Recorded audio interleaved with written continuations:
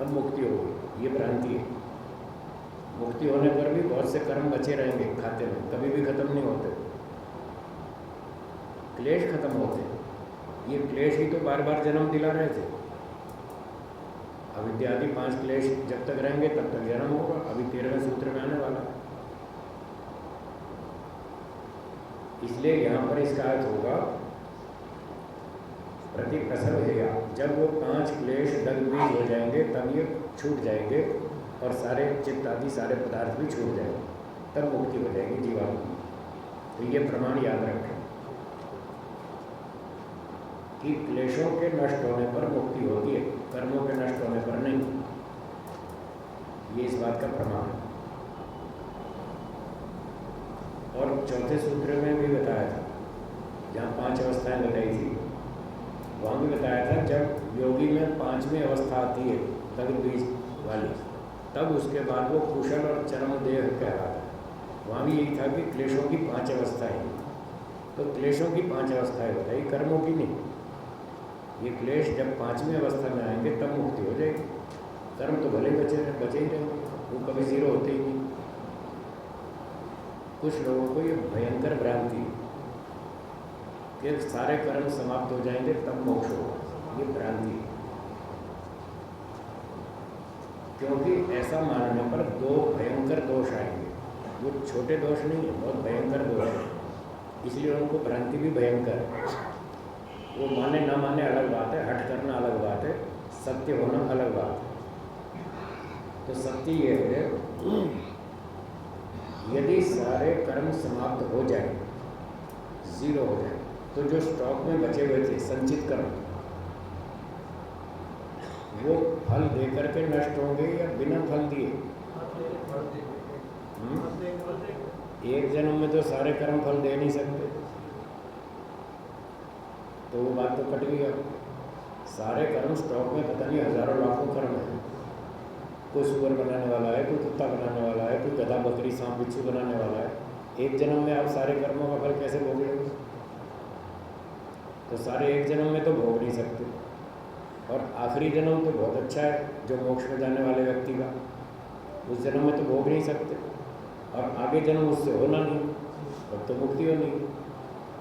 तो जो लोग ये मान रहे हैं कि कर्म खत्म हो जाएंगे तब मुक्ति होगी, तो उनको वो ये भी मानते हैं कि बिना ही भोगे नष्ट हो जाएंगे। ईश्वर उनके सारे कर्म नष्ट कर देगा बिना फल भोगे। उनका विचार ऐसा है। अब मुझे इस पर ये प्रश्न पूछना है, यदि फल भोगे बिना कर्म नष्ट हो जाते हैं तो क्या ये न्याय होगा या अन्याय? तो ये दोष ईश्वर पे आएगा। ईश्वर अन्यायकारी बनेगा। बिना फल दिए कर्म खत्म कर दिए, क्या बिना फल दिए कर्म नष्ट होता है? इसलिए वो झूठ है। इसलिए कह रहा हूँ ये भ्रांति है। और इस पक्ष में दूसरा दोष ये भी है, अगर सारे कर्म खत्म हो गए तो एक तो जाते समय अन्याय होगा, मोक्ष में जाते समय, दूसरा लौटते समय फिर अन्याय होगा। जब आत्मा मुक्ति से वापस लौट कर आएगा तब जो उसको पहला शरीर मिलेगा मुक्ति से लौटकर, क्या वो मुफ्त में मिलेगा? मुफ्त में मिलना चाहिए। तो कर्म तो है नहीं, ईश्वर को मुफ्त में देना पड़ेगा। ये दूसरा अन्याय होगा। इसलिए दोनों तरफ अन्याय होगा। तो ये सिद्धांत ठीक नहीं है कि सारे कर्म समाप्त हो जाएंगे तब जाके मोक्ष होगा। ये झूठ है। इस विषय में कोई शंका हो तो बोलिए, दूसरी शंका नहीं पूछना, उसके लिए रात का समय। इस टॉपिक पर शंका हो तो बोलिए, क्या सारे कर्म समाप्त हो जाएंगे?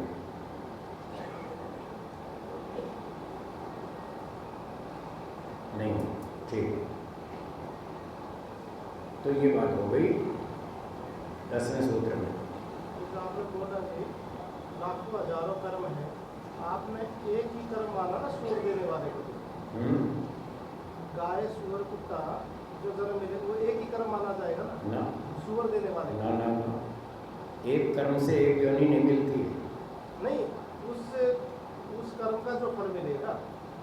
मैं ये कह रहा हूँ, मेरी बात फिर सुनिए। मैं ये नहीं कह रहा एक कर्म से एक जन्म मिलता है, ये नहीं कह रहा मैं। नहीं, मैं कह रहा हूँ जो मनुष्य को जन्म देने वाले हैं हाँ हाँ वो इतने सारे हैं। ठीक है, बंडल है। उस बंडल को तो एक बोल सकते हैं ना। बंडल एक है, बंडल है, कर्म एक नहीं है। बंडल। हाँ कुत्ते का बंडल अलग है, अलग है, सुअर का अलग है। अलग है। तो इसीलिए आपने लाखों पर तोड़ दिया। हाँ, इससे हजारों लाखों कर्म होंगे, हमारे पास हमें पता नहीं है। हाँ बहुत सारे कर्म हैं, कई तरह के कर्म करते हैं। हाँ वो सारे कर्मों का फल एक जन्म में मिल नहीं सकता। हाँ 13वें सूत्र के भाष्य में ये बात लिखी है, प्रधान उपसर्जन भावेन, जी जी मुख्य और गौण भाव से कर्म का बंटवारा होता है। वो बंटवारा क्यों करना पड़ा? हाँ बंटवारा इसीलिए करना पड़ा कि सारे कर्मों का फल एक जन्म में पॉसिबल नहीं है। हाँ तो कुछ कर्म ऐसे होंगे जो इस शरीर वाले कर्मों से मैच नहीं करते। कोई सुअर वाला होगा, कोई कुत्ते वाला होगा। 100 कर्म कुत्ते का जन्म देने वाले पड़े हैं स्टॉक में, 250 कर्म बकरी देने का जन्म देने वाले पड़े हैं, 2000 कर्म सांप का बिच्छू का जन्म देने वाले पड़े हैं। तो इतने सारे जन्म एक साथ तो हो नहीं सकते, वो सारा खंडन कर रखा है। इसलिए हमेशा बहुत से कर्म हमारे स्टॉक में बचे रहते हैं, पूरे कभी ख़त्म नहीं होंगे। और बिना फल भोगे ख़त्म करें तो अन्याय होगा, जाते समय भी आते समय भी, दोनों बार अन्याय करना पड़ेगा ईश्वर को। और ईश्वर न्यायकारी। बोलो। मनुष्य का मिलेगा। हाँ ऐसा नहीं, ऐसा नहीं है, ऐसा नहीं है। सुअर वाले कर्म का प्रमाण दीजिए। सिर्फ वो सुअर वाले नहीं है, 20 प्रकार के, सिर्फ सुअर वाले थोड़ी, कुत्ते वाले, गधे वाले, बकरी वाले, सुअर वाले और मनुष्य वाले भी, सारे। क्यों करेगा पक्षपात? है सुअर वाले कर्म क्या किया? उसका नियम है, वो आपसे पूछ के नहीं देगा, वो अपने हिसाब से देगा। फल भोगने में आप परतंत्र हैं, फल ईश्वर अपने कानून से देता है, आपसे पूछ के थोड़ी देता है। ईश्वर का नियम है, जिस नियम जो उसका नियम है उस नियम से देगा। और वो महर्षि दयानंद जी ने लिखा है, मैंने नहीं लिखा। महर्षि दयानंद जी ने लिखा है ऋग्वेद के भाष्य में, पहला मंडल है 24वां सूक्त है, दूसरा मंत्र है, उसके भाष्य में लिखा है, जब आत्मा मुक्ति से लौटता है तो ईश्वर उसके पाप पुण्य तुल्य करके, ये शब्द लिखे हैं। अगर 0 होते तो ये पाप पुण्य तुल्य कैसे हो जाएगा? इसका मतलब बचे हैं ना, तभी तो पाप पुण्य तुल्य करके ईश्वर जन्म दे रहा है। पाप पुण्य तुल्य करके उसको पहला जन्म मनुष्य योनि में देता है। ये स्वामी दयानंद जी के शब्द है, मनुष्य योनि में। सुअर का होता तो हमको मान लेते, उन्होंने तो मनुष्य योनि लिखा, और ये भी लिखा पाप पुण्य तुल्य करके। अब तुल्य करके कौन से मनुष्य का जन्म? मनुष्य में भी 4 वैरायटी है, ब्राह्मण, क्षत्रिय, वैश्य, शूद्र। तो तुल्य होने पर सामान्य मनुष्य का जन्म मिलता है। ये बात सत्यार्थ प्रकाश के 9वें समोल्लास में लिखी है। पाप पुण्य तुल्य हो तो सामान्य मनुष्य का जन्म मिलता है। तो सामान्य मनुष्य 4th क्लास होता है, बहुत अच्छे कर्म करता है, तब कर लेगा अच्छे। फिर वो कर्म पड़े, अभी भी कर्म पड़े रहेगा। वो तो समय आएगा तब ईश्वर फल देगा। वो पिछले स्टॉक वाले जब समय आएगा तब देगा। नहीं, ये अच्छे ही कर्म करता है। अच्छे कैसे कर लेगा? मजदूर का बेटा के कितने अच्छे काम करेगा? मजदूर का बेटा जो मुक्ति से लौटा है, एक जन्म में इंजीनियर नहीं बन सकता।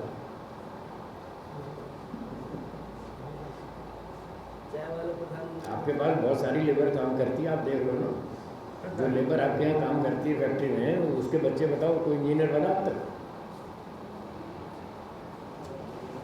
एक जन्म में व्यक्ति इतने ऊंचे कर्म नहीं कर सकता, और 2-4 जन्म, 5 जन्म, 10 जन्म में उसकी मुक्ति नहीं होने वाली। उसको बहुत जन्म लगते हैं, कितने लगते हैं वो पता नहीं, वो हम नहीं कह सकते, लेकिन 1-2 जन्म में तो नहीं होने वाला मोक्ष। एक जन्म में मोक्ष नहीं होता, ये बात भी 9वें समोल्लास में लिखी। मुक्ति एक जन्म में होती है, वह अनेक जन्मों में लिखा। तो इसलिए बहुत से कर्म स्टॉक में रहेंगे, मुक्ति से लौटकर उन कर्मों का फल भोगेंगे। पहला जन्म मनुष्य का मिलेगा, ये ठीक, और साधारण मनुष्य का मिलेगा। क्यों मिलेगा? उसके पीछे एक तर्क भी है। तर्क ये है कि कोई भी यात्रा 0 किलोमीटर से आरंभ होती है। क्या बोला? दोहराइए। आपने कार में 0 लगाया और चल दिए, पूरा टूर मार के आए, फिर देखा 275 किलोमीटर घूमे, तो शुरू तो 0 से ही होगी। तो तो मोक्ष की यात्रा भी जीरो से होगी। जीरो का मतलब फोर्थ क्लास फैमिली। शूद्र परिवार तो जीरो है। ब्राह्मण के घर हुआ तो प्लस, सूअर कुत्ते में गया तो माइनस, बीच में जीरो है शूद्र परिवार।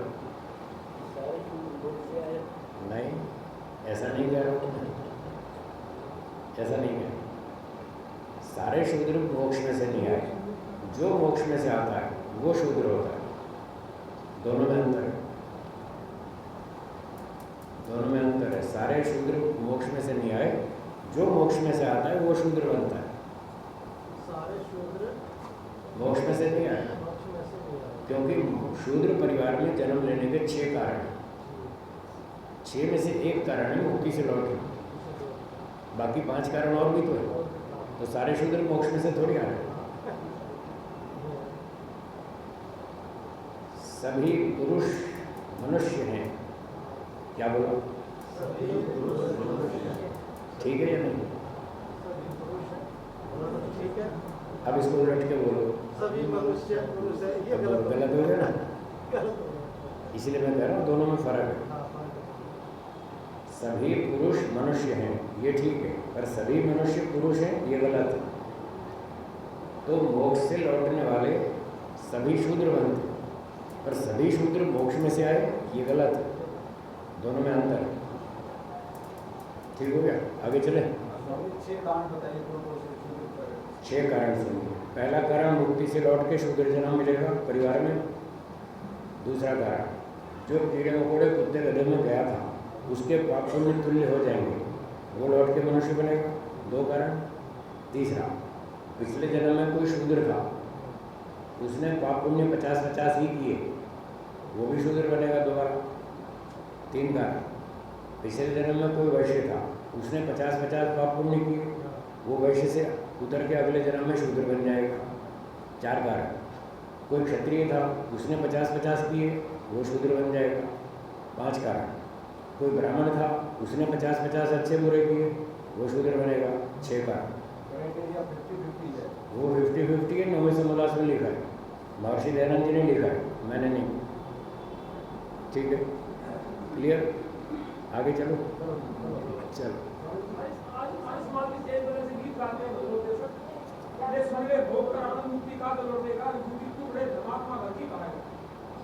क्या बोलते हैं, क्या गाते हैं, क्या गाते हैं? आनंद मुक्ति का लौटेगा, विभूति तू बड़े धर्मात्मा घर की कहाएगा। हमारे धर्म मतलब ये कहना चाहते हैं कि मुक्ति से जब लौटेगा तो विद्वान के घर जन्म लेगा, ऐसा कह रहा है। देखो, ये गाय या कोई भी गाय, हमें उनसे मतलब, इनसे कोई दुश्मनी थोड़ी है।